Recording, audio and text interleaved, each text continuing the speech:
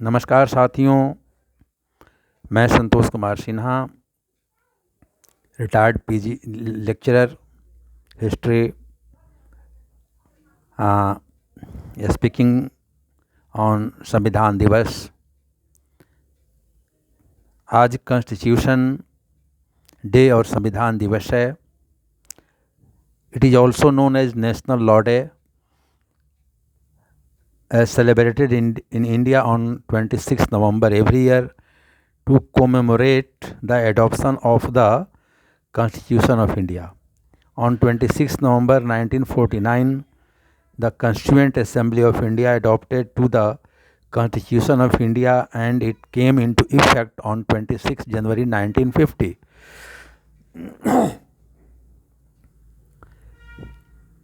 Now India is a sovereign democratic republic.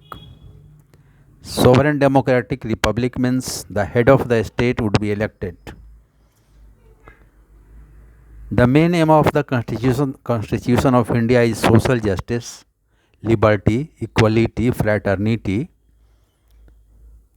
to provide its people and bring in India political democracy, economic democracy and social democracy. जब हम संविधान की बात करते हैं तो हमें भारत की स्वतंत्रता आंदोलन को देखना आवश्यक हो जाता है।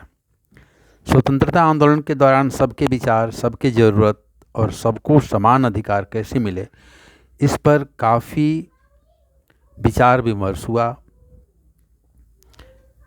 इस सभी विचारधारा के लोगों को सुना भी गया। साथ ही तय हुआ कि अंग्रेज़ों के जाने के बाद भारत एक पार्लियामेंट्री डेमोक्रेसी के तहत गवर्न होगा, साथ ही एक लिखित संविधान होगा और संविधान सर्वश्रेष्ठ होगा। इसकी जो रूल ऑफ लॉ है ये सब पर लागू होगा, इससे ऊपर कोई नहीं होगा। जो अब तक के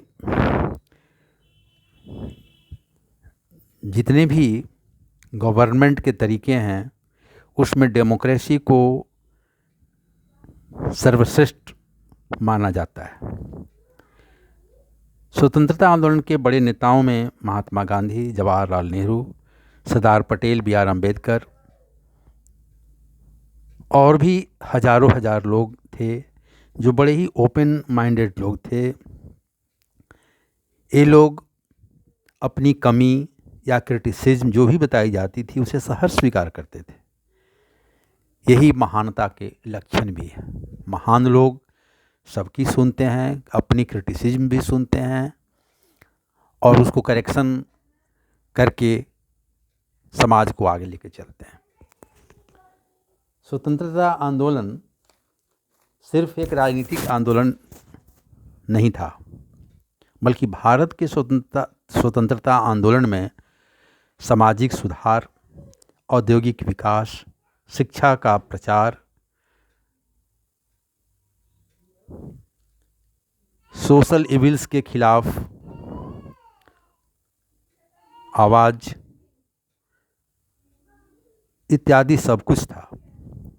यही कारण है कि 1950 में 15 अगस्त 1947 को जब भारत आज़ाद हुआ तो एक अमेरिकन अश्वेत विचारक एवं लेखक डिबोई ने कहा था कि भारत के स्वतंत्रता आंदोलन और भारत की आज़ादी दुनिया की सबसे बड़ी घटना है। यहाँ तक कि सोवियत बोल्शेविक क्रांति से भी बड़ा, इंग्लैंड में डेमोक्रेसी की स्थापना से भी बड़ा और अमेरिका में दासता की समाप्ति से भी बड़ा घटना था। जबकि उस समय पश्चिम के लोग भारत की डेमोक्रेसी को बड़ा संदेह से देखते थे और स्वतंत्रता आंदोलन के दौरान अंग्रेज़ों ने खूब प्रयास किया कि भारत एक डेमोक्रेटिक देश न बने। यहाँ तक कि भारत में सांप्रदायिक ताकतों को, हिंदू और मुसलमान दोनों को काफ़ी बढ़ाया गया। मुस्लिम कम्युनलिज्म तो यहाँ तक बढ़ा कि देश ही को तोड़ दिया। इसका मतलब यह नहीं कि हिंदू कम्युनलिज्म नहीं बढ़ा, ये भी अपना काम करता रहा। जबकि सर्वविदित है कि डेमोक्रेसी विथ कम्युनलिज्म साथ साथ नहीं चल सकता। डेमोक्रेसी के साथ में सेकुलरिज्म को स्थापित करना ही होगा।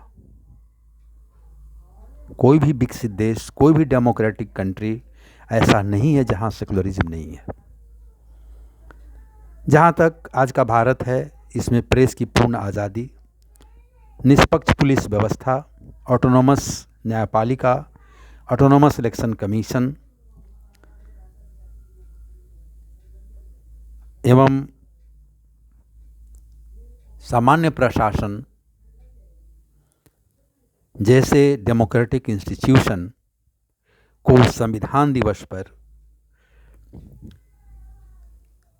डेमोक्रेसी के लिए मजबूत होना अति आवश्यक है। ये सारी संस्थाएं सिविल लिबर्टीज़ देने वाली संस्थाएं हैं और संविधान दिवस पर इसकी मजबूती की मांग करता है। यदि भारत के स्वतंत्रता आंदोलन और संविधान दिवस को हमें ध्यान में रखते हुए ये सारी डेमोक्रेटिक संस्थाओं को मजबूत करना होगा। देश संस्थाओं से चलता है, देश कानून से चलता है और सभ्य समाज डेमोक्रेसी और सेकुलरिज्म से चलता है। इस पर किसी तरह का अटैक, किसी तरह से इसको क्षति पहुंचाना, हम स्वतंत्रता आंदोलन के शहीदों का अपमान करते हैं। धन्यवाद।